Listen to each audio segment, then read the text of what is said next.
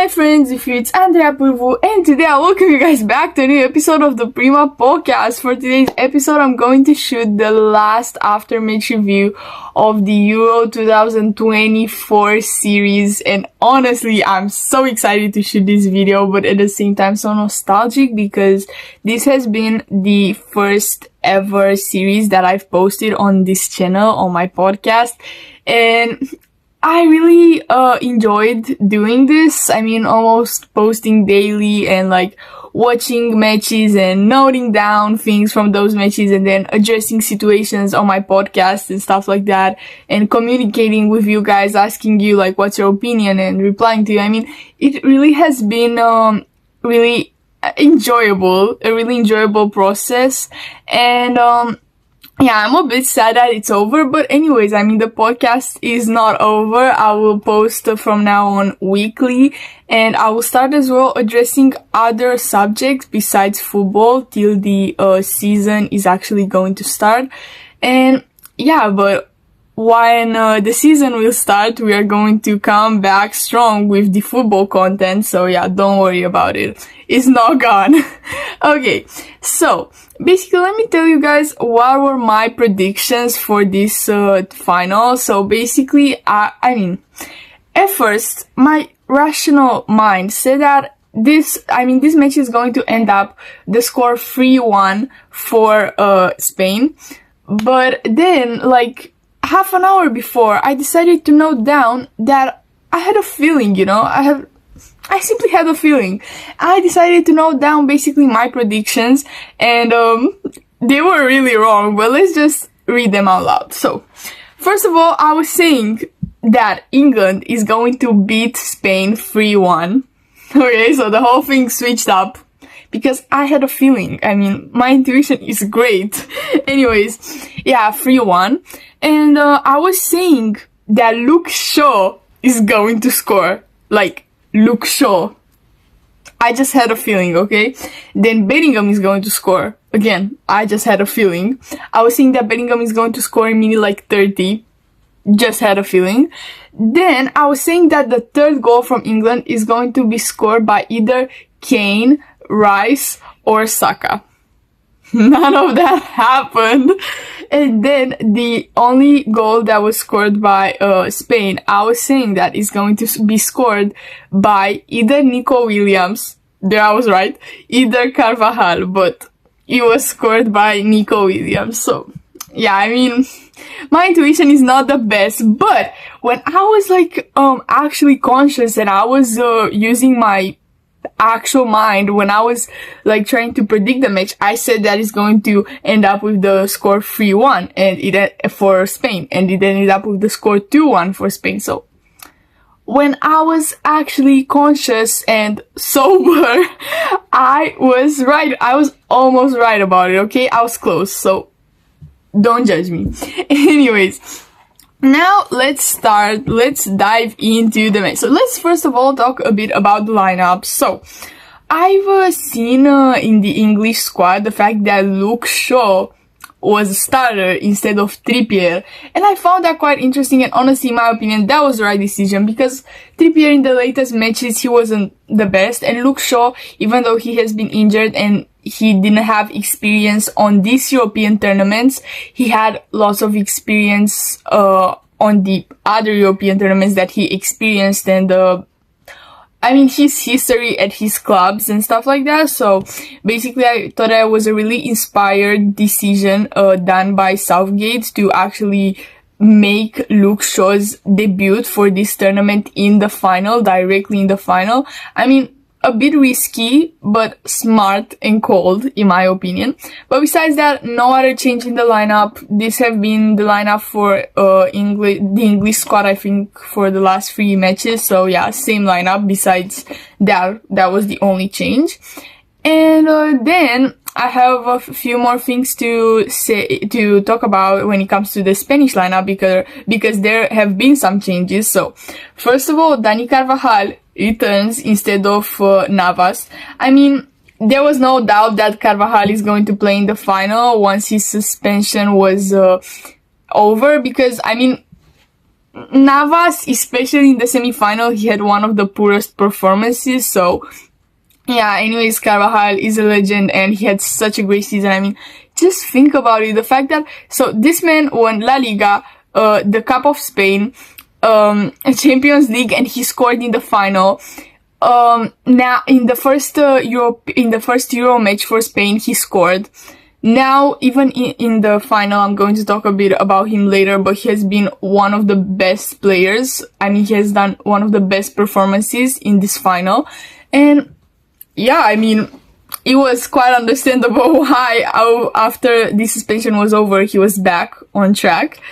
Then I've seen Lenormand instead of Nacho, because in the latest match in the semi-final, Nacho replaced Lenormand, and it was quite obvious. I mean, Lenormand is better than Nacho, but honestly, I would have liked to see Nacho playing in the final, but yeah.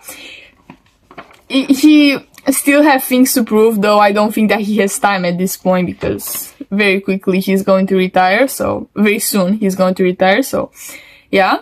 And then I've seen a switch in the basically between Fabian Ruiz and Rodri. Basically, they simply changed flanks. They switched flanks, and that was it. And then the same attacking field, nothing happened, nothing changed. And yeah, basically these were the lineups for the European Tournament 2024 final.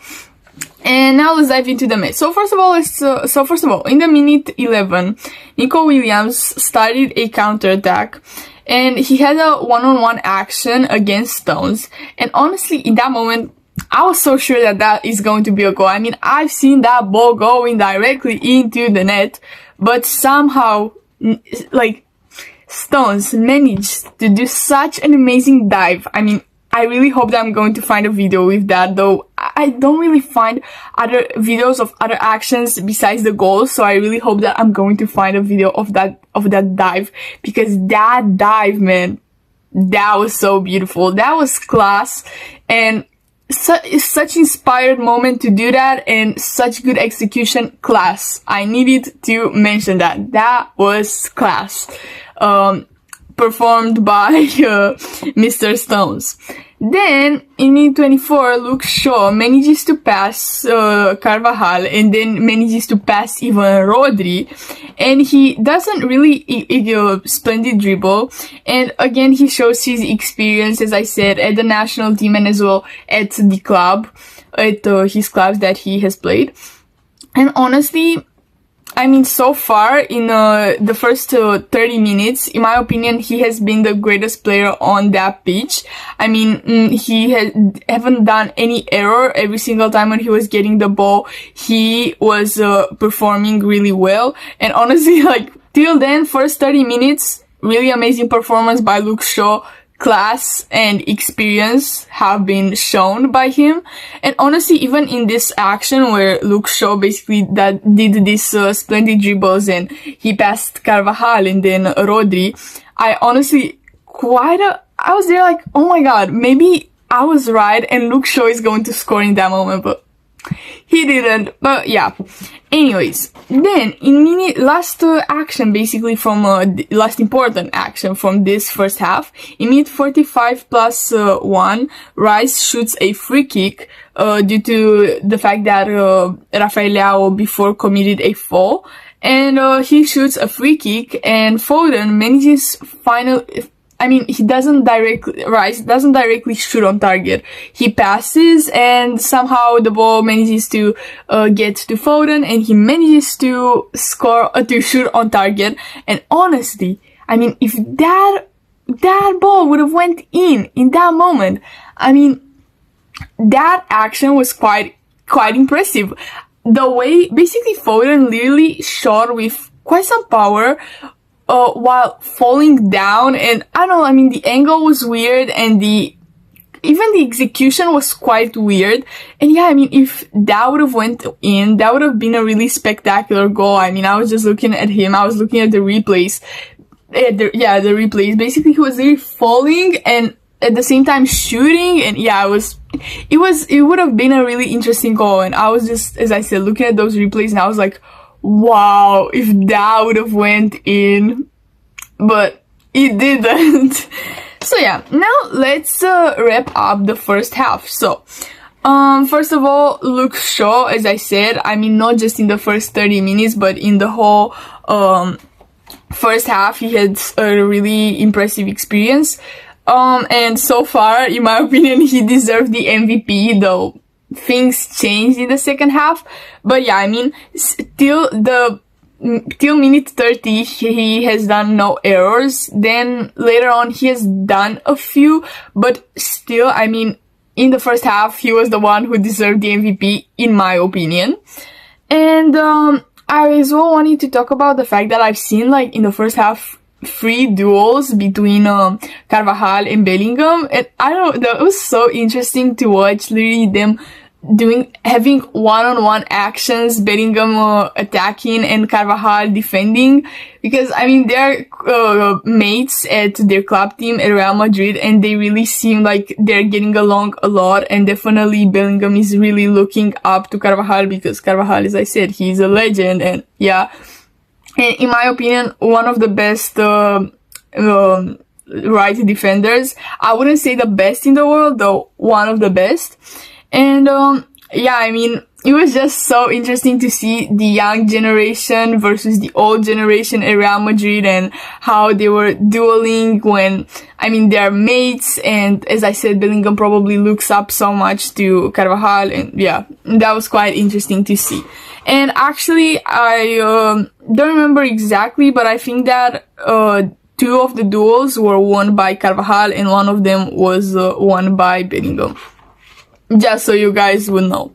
Now, let's dive into the second half. So, in minute 47, Luke Shaw was not paying attention to the game for literally 1 second, and that is the moment when Nico Williams takes advantage of that and he scores. Literally 1 second of not paying attention, and that is that, I mean, the match is over. Because from that moment, England was absolutely demoralized, and Spain had gained even more confidence, because they already had lots of confidence due to the fact that they were like favorites for the title in this moment, at that moment, sorry. And yeah, that was it. One more, as I said, 1 second of not paying attention, and the match is over. You have to be careful and pay attention regardlessly, even though you think that maybe that action is not that dangerous and stuff like that. You still have to always be present in the moment or in the game, and yeah, that was it. Then in minute 60, Southgate is very courageous in my opinion. When he does a change in the lineup, he replaces Kane with Watkins, and as I said, really courageous, because I mean, Kane he was, in my opinion, uninspired, out of form, tired in this match. That's how he have seemed. And the fact that, you know, in my opinion, he is the best English player of all time.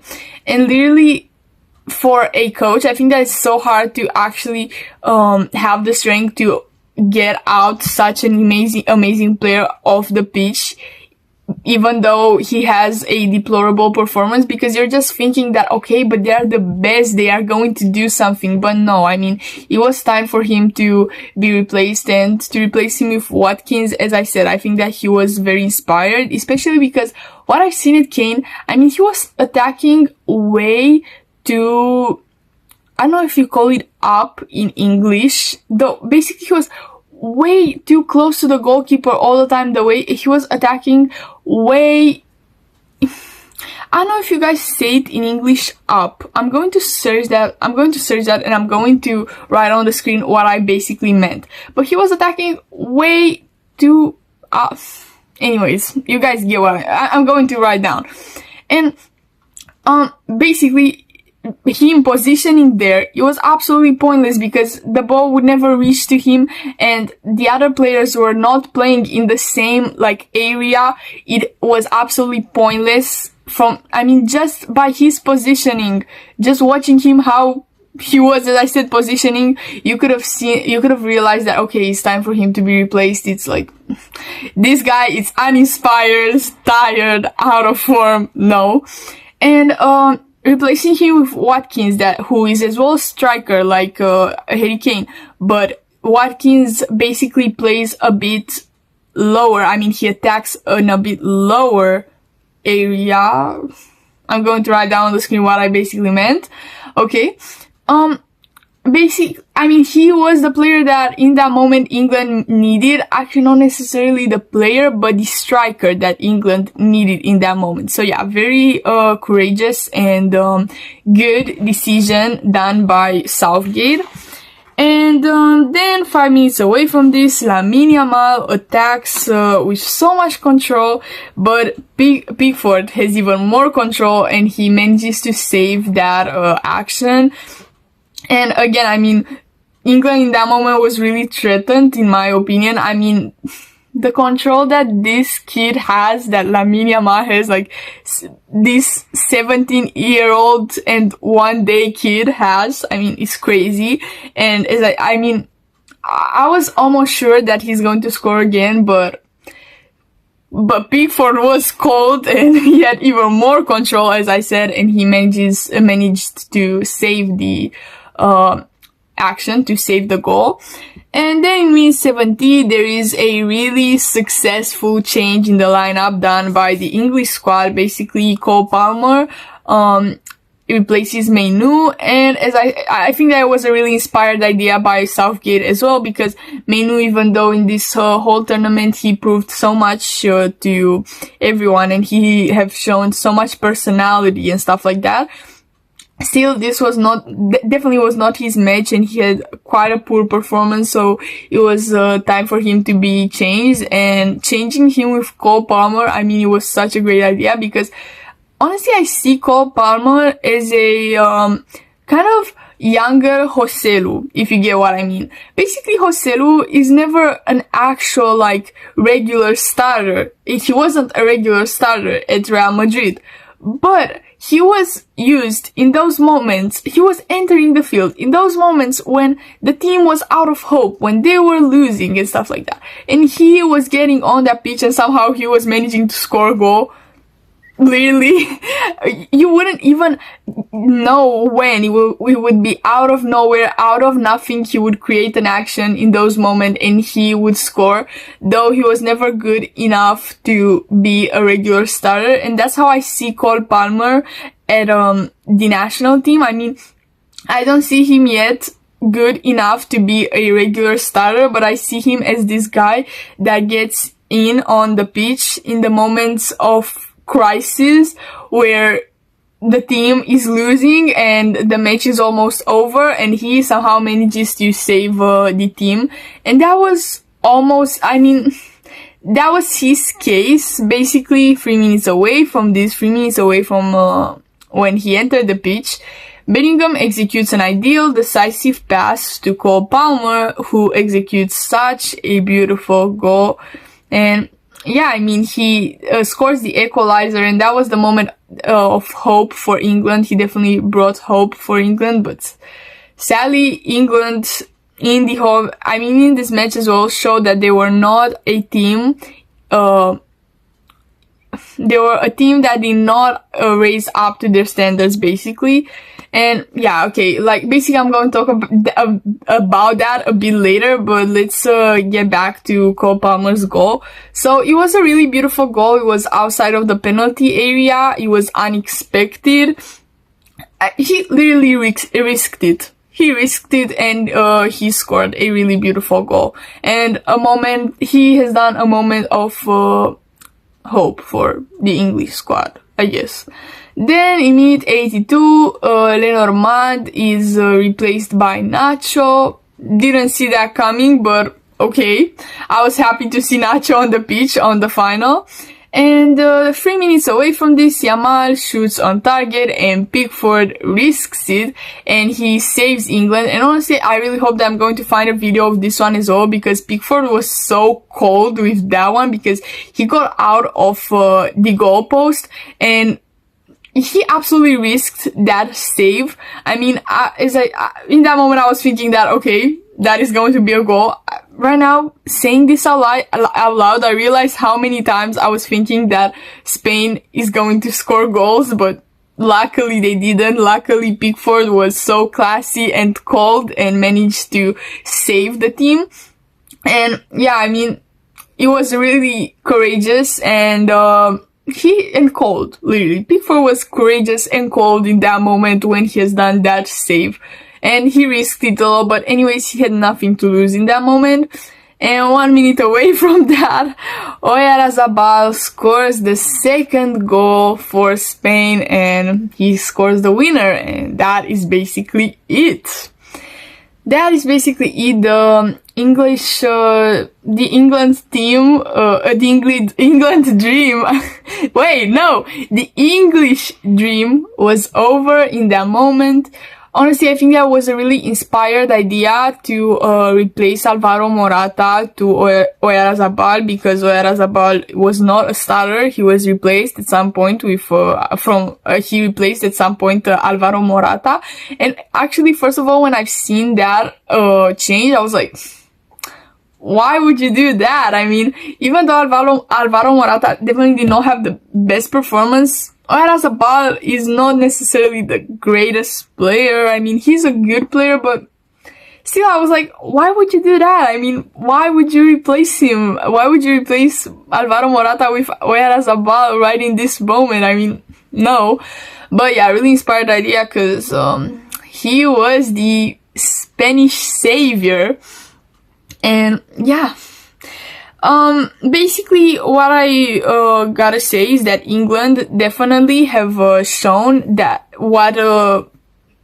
basically raised up, in my opinion, to the expectations of everyone in this final. Basically, I mean, they have played in the way that they have played the whole European tournament, like a team with amazing individual stars, but a team that is not able to connect. I mean, these individual stars are not united and they are not able to connect with each other due to the fact that, I mean, at their teams, they are the most important players or the most famous or leaders, captains in their team. So basically, they're all at peak in their teams, and it's kind of hard to connect with each other because, yeah, I mean, they're all used to rule, and it's kind of hard to collaborate and stuff like that. And definitely Southgate was not the best psychologist. I mean, I think that he should have done a lot of psychology work with his players, because, yeah, I mean, that was what I felt like the English squad needed. I mean, it was not about the potential and about the talent, because they have a lot. I mean, they are the most expensive team and definitely the best team when it comes to individual stars. But they were not able, as I said, the mentality was the one that robbed them, in my opinion. The fact that they were not able to collaborate, to unite, yeah. And the last interesting action from this match was by the ending of the match. There was a corner kick shoot by England, and in that moment England shot, I think that twice on target and stuff like that. I mean, they really attacked the goalpost, but they didn't manage to score. But that was a really important change and a really good change. No, I meant to say chance. A really important chance for England, and a really good chance for England, but it was wasted. They were not able to score an equalizer and maybe get to extra time, but yeah, that was it.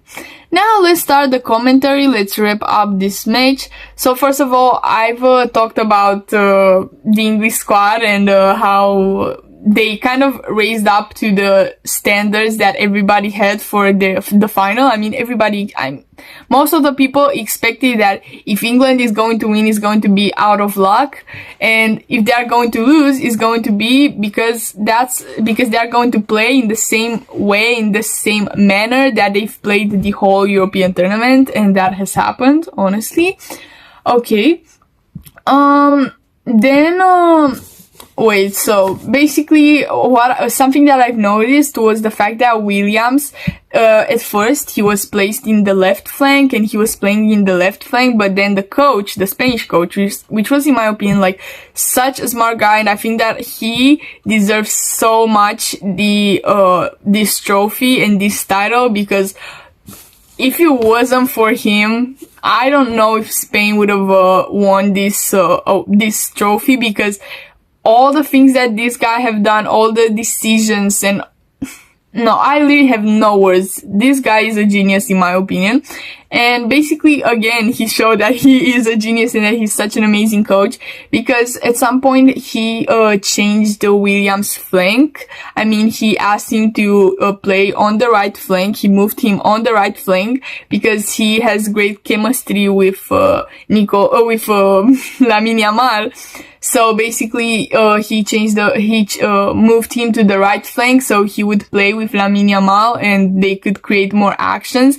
And then by the ending of the match, I was seeing him getting back on the center and a bit on the left flank, something like that.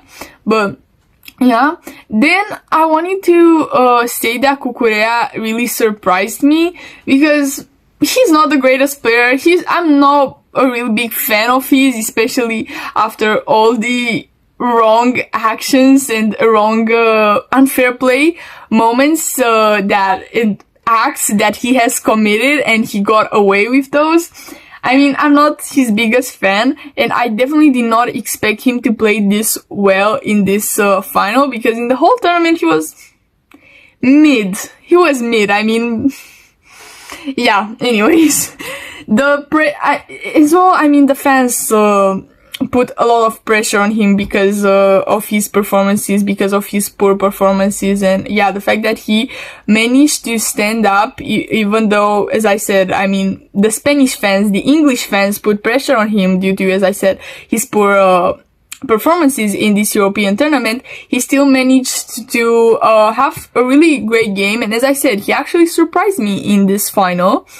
Then, what I've seen was the fact that Yamal won the best young player of the tournament, and I agree, of course. I mean, he's 16, he made lots of decisive passes, he shot 1 goal in this European tournament, and honestly, one of the most beautiful goals of this European tournament, and yeah, he's a legend in the making, definitely. Though, hear me out, note this down. When this is going to be true, come back to this video. So, honestly, even though everybody's saying that Lamine Yamal is going to be the next big thing, and imagine when he's going to grow up, how he's going to play, I honestly think that he's going to get tired.